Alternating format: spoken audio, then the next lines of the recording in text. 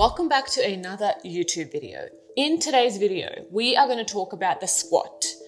Are you someone who struggles to get into this deep squat position? Are you someone who actually struggles to squat up and down with good form? If that's you, then this video is going to explain to you the reasons why you struggle with the squat and also some tools that you can start to implement right away to help improve your full depth squat. Before we get into it, all I ask is a small favor. If you enjoy these videos and if you find value in them, please like and subscribe, because that allows us to be able to reach more people, help more people, and bring movement and mobility to the masses. Mobility is one of the most important attributes for any athlete, fitness enthusiast, or regular person. So it's very important that we get this message out there to as many people as possible. Okay, so first let's talk about the importance of this full depth squat. This, as you've probably heard me say in the past, is not really an exercise. It is a natural resting human position that you had as a child, as a toddler, that you are supposed to have throughout your life, but somewhere along the road, you lost that ability. So as adults, we start to get comfortable, we have our chairs, we have our sedentary lifestyles, we stop training, moving, etc. So everything gets stiff, everything gets tight, and we lose the ability to perform a natural resting human position. If you look at 80, 90-year-old people in Eastern countries, they can still squat because they never stop moving. Okay, so it's not a matter of, you're not able to do this because of your age, because of your genetics, etc. None of that. It's because you've neglected your body, you've neglected movement, and as a result, you've become this stiff, immobile, fragile human. But we're going to change that. So the more that you practice, the better it will get. Secondly, this position in itself, improves your digestion, improves your mobility, improves your stability, improves your body posture. Okay, because being in this position, if you think about it, you're training your ankles, you're training your knees, your hips, your spine, everything at the same time without necessarily even training it, because you're just chilling down here. And just spending time in this position, just the sheer fact that you're spending time in this position is going to improve your squat. So obviously, a lot of us cannot get into this position because of tight ankles, because of tight hips, because of a tight spine. And also, a lot of people don't know this, but it's not actually that you are limited because of mobility.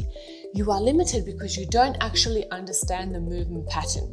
So your body has not been trained. Your central nervous system has not been trained to go up and down, to sit in this bottom position, and you just don't understand the movement pattern. So that's another reason why you can't get into this deep squat.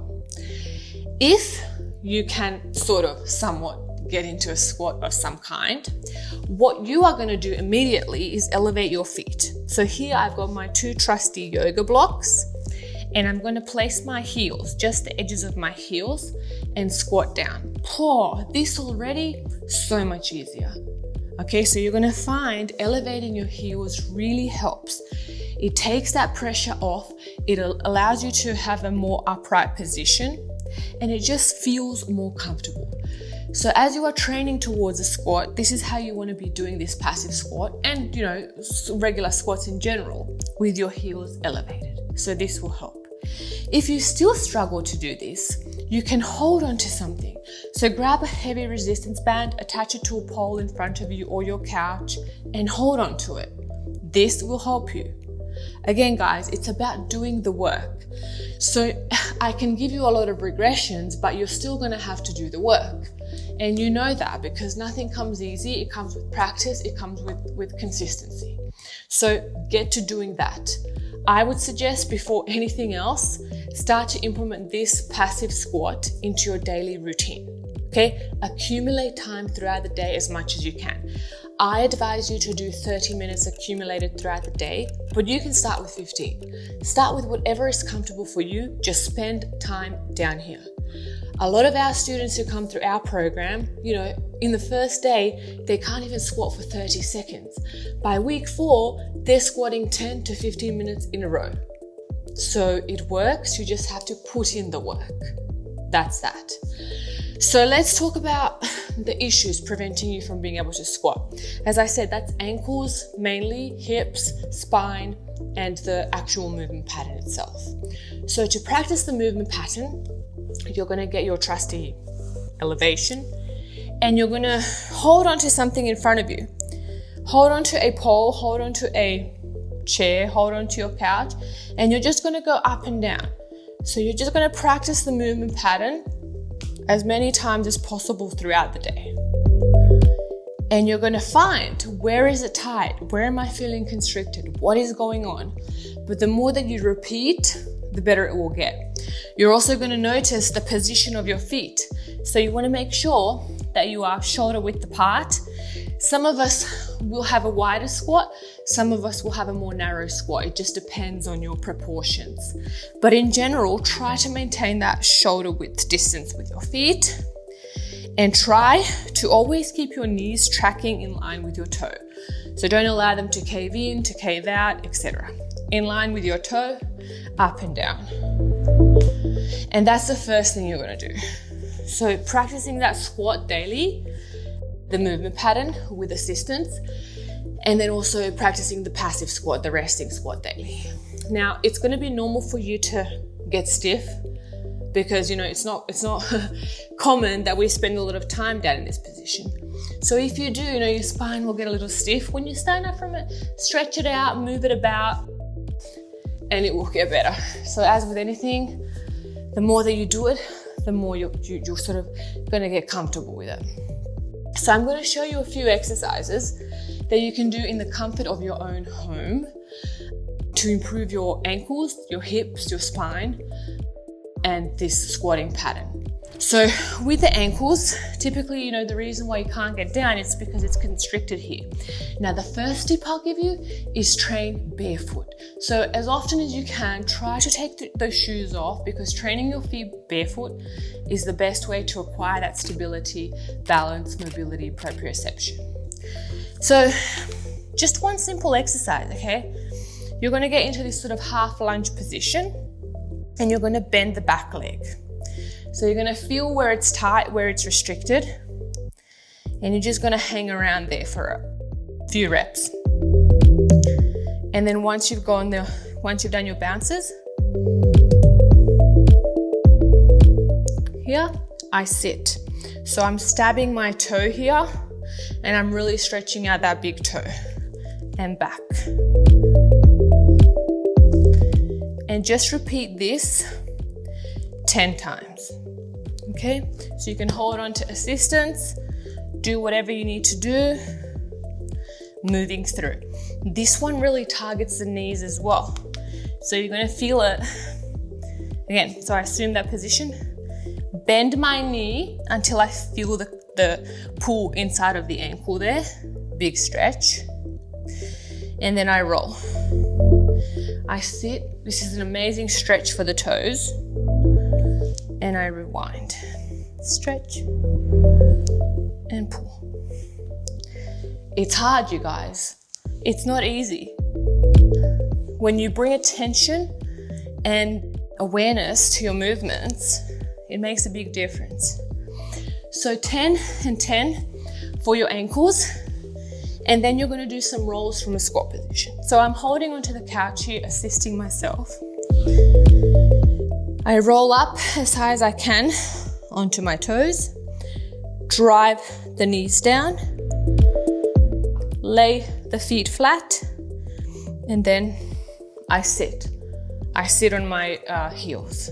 Again, this is also a natural resting human position that you find in a lot of Eastern and Middle Eastern countries. Not so much in Western countries. So we have to get back to actually sitting, moving, and spending our day-to-day life as we were designed to do. So from this position, stab the toe again, come back into a squat. High, drive, flat, sit, and reverse the motion. And use as much assistance as you need. So you're really hitting your ankles and your knees here, and your hips too, everything. So there, and work within your range. So you don't have to get up here. You know, you can start down here and then switch. Those two exercises, I suggest you do them daily for your ankles. Now let's move on to the hips. Now, when it comes to the hips, right, the hips, they need to be strong, but they also need to be flexible and long. So it's important to train them through a full range of motion, and it's also important to train them in all the directions or all the planes: internal, external rotation, extension, flexion, etc., and rotation. So for today, I'm going to give you 2 exercises that you can do at home very easily, but they're very, very powerful. So you're going to get into this lunge position, small lunge, so you can see 90 degrees. I'm holding onto the couch. And now I'm going to try to tilt my pelvis, right? So posterior pelvic tilt. And when I do that, I can feel this activate. This hip flexor activates immediately. I can already feel that stretch. From there, I'm just going to pulse up and down. So it's a mini pulse. It's sort of like a half lunge. So I'm going to do this for 10 reps. Still holding that nice posterior tilt, stretch in the hips. And then I'm going to lean forward into a long lunge, straight away with no pause. So you can see how my leg is now elongated. And from there, I'm going to pulse my back leg. So here, back down. So I'm driving the heel towards the floor, stretching out the hip, down. And then I do this for 10 reps. Again, holding onto my couch. I'm using assistance where I need it. After 10, you're gonna do full range split squats. So all the way down, all the way up, all the way down, all the way up for 10. And once I'm finished, I'm gonna pause here for 10 seconds. That is a killer. So if you struggle to do split squat with your foot flat, again, you can elevate your front foot onto your block, and this will decrease the range of motion a little bit and allow you to get that knee past the toe nicely into a full lunge position.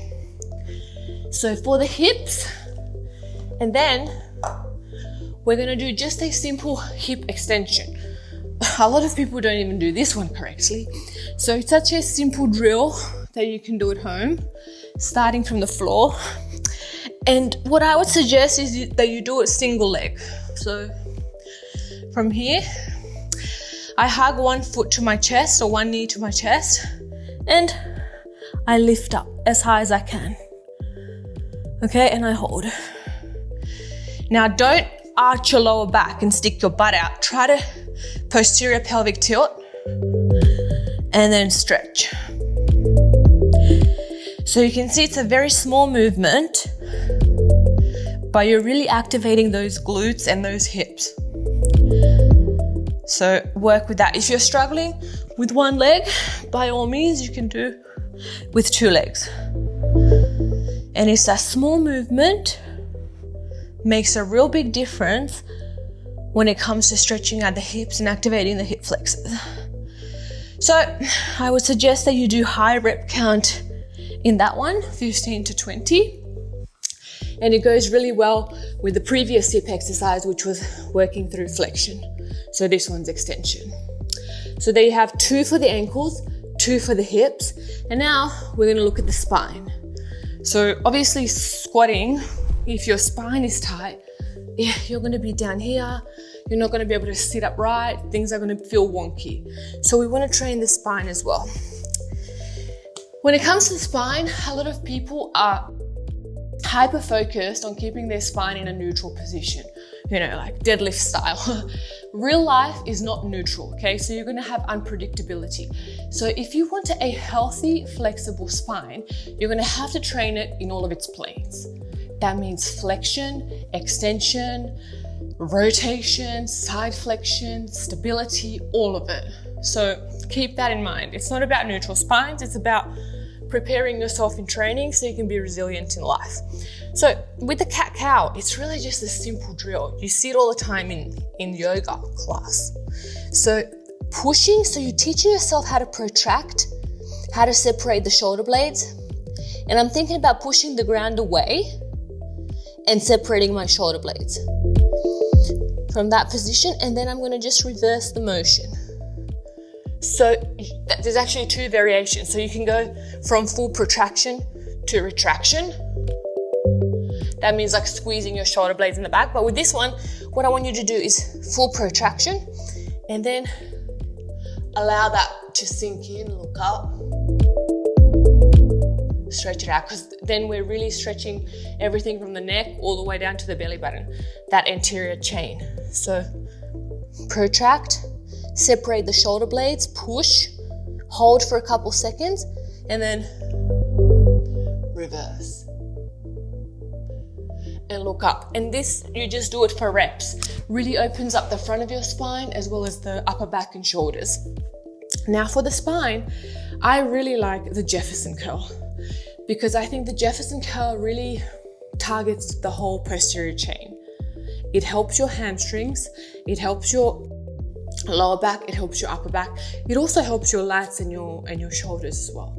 So for the Jefferson curl, you guys can just start with body weight. Like, you don't have to load it, but you do have to teach yourself to flex, right? So being able to flex and control that spine is very, very important. Now, if you are a stiff person, having extra load or extra weight in the form of a dumbbell or a kettlebell or a barbell is going to help you be able to get lower. Okay, so it's about using that weight to assist you to be able to get lower, right? If you're currently stiff and you're not using external load, you won't be able to get far. So take, 5 kilos in each hand, doesn't need to be heavy. And then learn how to roll that spine.